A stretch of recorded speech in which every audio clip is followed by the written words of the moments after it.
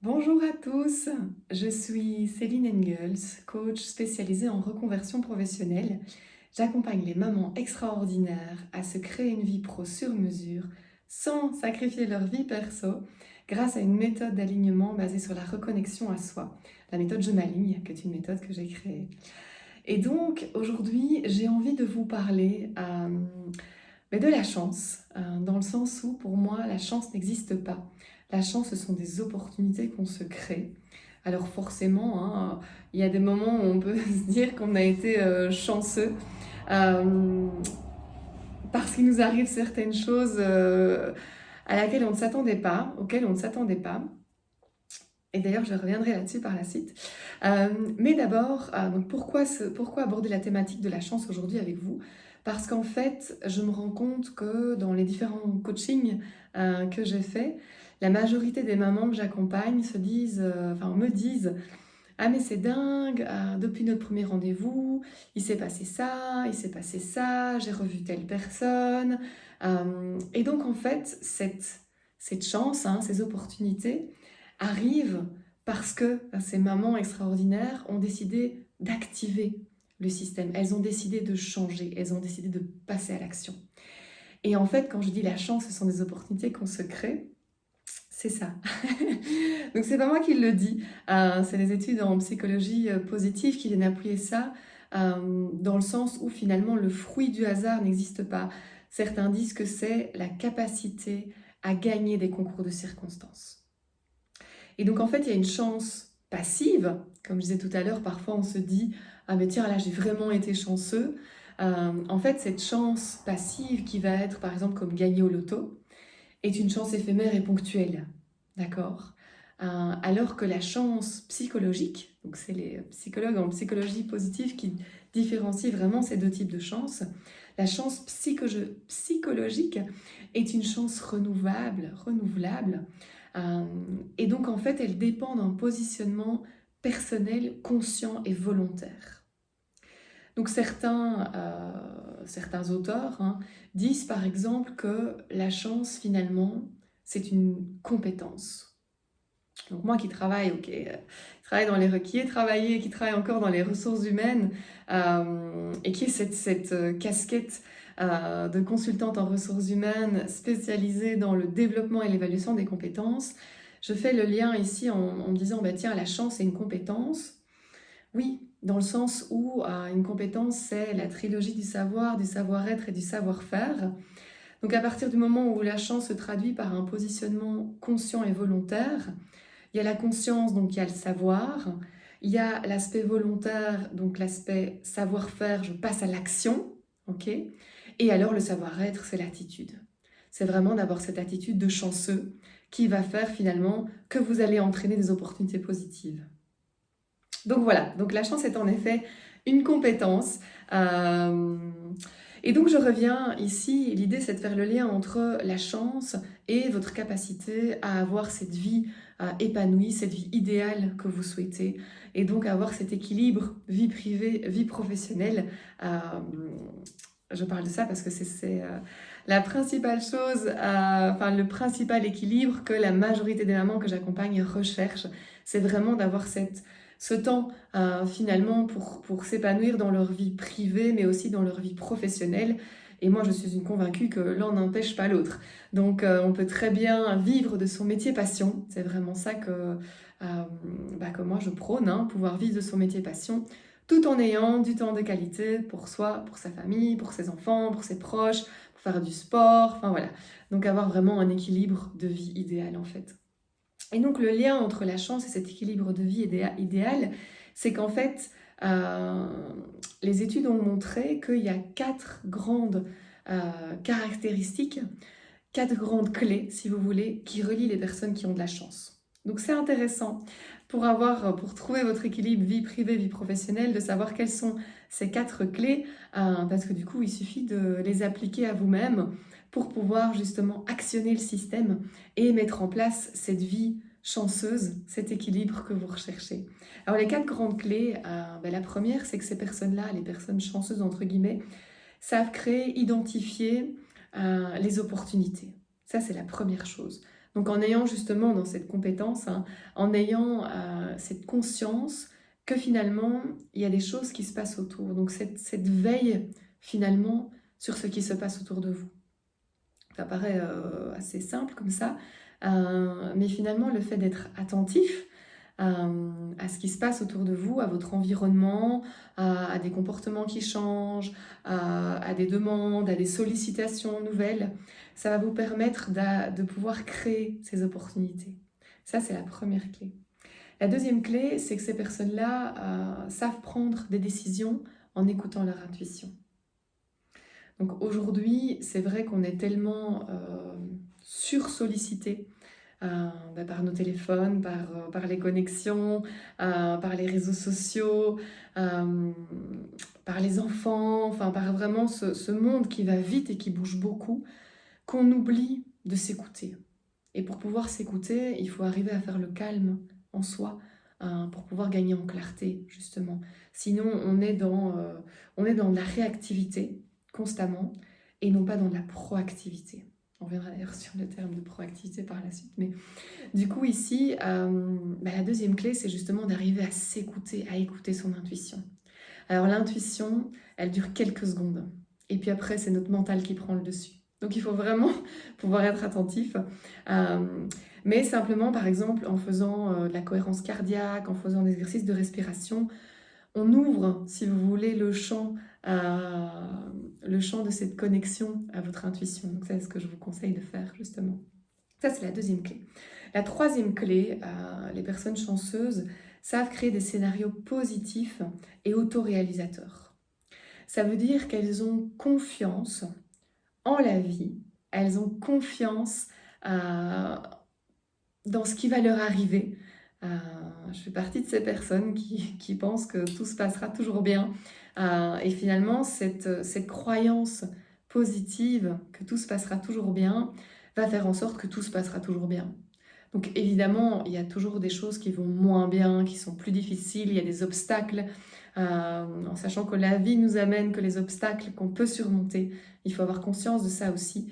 Donc parfois il y a des épreuves difficiles, mais finalement il y a toujours un cadeau dedans. Et donc c'est se servir du cadeau pour de nouveau regarder l'avenir positivement. Et donc en fait, ces personnes chanceuses ont cette capacité à avoir confiance en la vie et donc attendent forcément que des choses positives leur arrivent. Et donc quand vous attendez que des choses positives vous arrivent, vous êtes concentré, votre cerveau, je vous l'ai déjà dit, le cerveau se concentre sur ce que vous voulez et vous aide à obtenir ce que vous voulez. Je prends l'exemple des femmes enceintes, enfin des femmes qui veulent avoir un enfant, elles ne voient que des femmes enceintes. Voilà, leur cerveau a mis un focus sur bébé et du coup, elles voient des femmes enceintes partout. Ben ici, c'est pareil. Si vous vous focalisez sur des événements positifs qui vont vous arriver, vous ne verrez que cela, en fait. Donc ça, c'est la troisième clé des personnes chanceuses. Et la quatrième clé, finalement, c'est arriver à avoir cette attitude résiliente. Cette attitude de résilience, finalement, pour pouvoir transformer les malchances, les épreuves, comme je le disais, en chance. Et donc en opportunités positives. Donc ça, c'est les 4 grandes clés donc que je résume. Donc pouvoir se créer, identifier les opportunités, pouvoir prendre les bonnes décisions, donc en écoutant son intuition, savoir créer des scénarios positifs et autoréalisateurs, et alors avoir une attitude résiliente.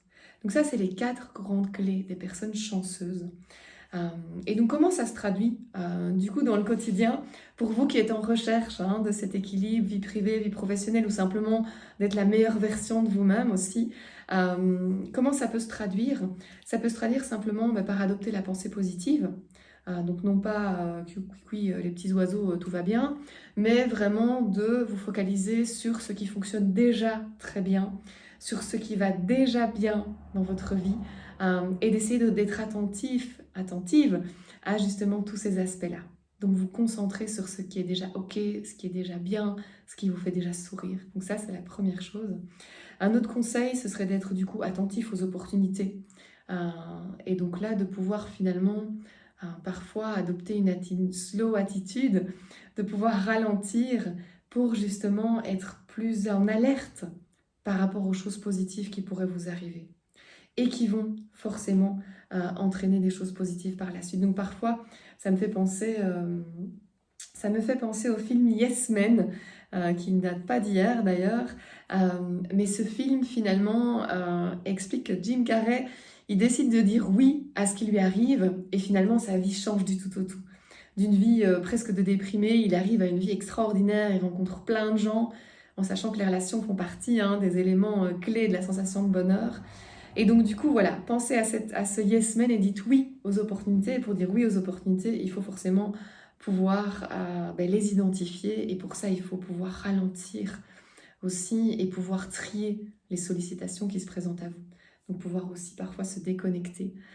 Et cette déconnexion va justement pouvoir vous recentrer pour écouter votre intuition, qui est un autre élément important pour pouvoir créer votre chance, créer vos opportunités, c'est de savoir écouter votre intuition et donc vous reconnecter à vous-même, faire le calme en vous. Un autre conseil, c'est forcément de sortir de la routine. Si toutes vos journées, toutes vos semaines sont les mêmes, rythmées comme du papier à lettres, métro, boulot, dodo, c'est peut-être d'ailleurs quelque chose qui vous ennuie aujourd'hui, finalement, qu'est-ce que vous pouvez faire pour sortir de cette routine ? C'est quand on sort des sentiers battus, quand on sort de nos autoroutes, que finalement on arrive à percevoir les choses différemment et donc percevoir une opportunité, saisir une opportunité qui était parfois en face de nous, qu'on ne voyait plus, on va dire ça comme ça. Tout ça parce qu'on a changé d'angle de perspective, parce qu'on est sorti finalement, c'est sortir la tête du guidon pour pouvoir voir les choses différemment et donc adopter une autre perspective et il y a simplement des choses qui émergent du coup dans ces cas-là, des choses dont on n'avait pas conscience ou qu'on ne voyait pas parce qu'on ne prenait pas le temps de les voir. Donc sortir de votre routine, c'est pas grand-chose, c'est parfois simplement de prendre une route que vous n'auriez jamais pris, de prendre un chemin nouveau, d'aller dans un magasin dans lequel vous n'avez jamais été, de décider de regarder un documentaire, toutes des choses que vous n'avez pas l'habitude de faire en fait. On dit même que c'est conseillé dans la psychologie positive de finalement faire des choses différemment, de chaque semaine, chaque jour, tenter quelque chose de nouveau. Et c'est comme ça finalement qu'on découvre et qu'on crée ces opportunités-là parce que de nouveau on active et on actionne le système autour de nous et donc le système nous répond. Un autre conseil serait d'adopter cette posture de personne chanceuse.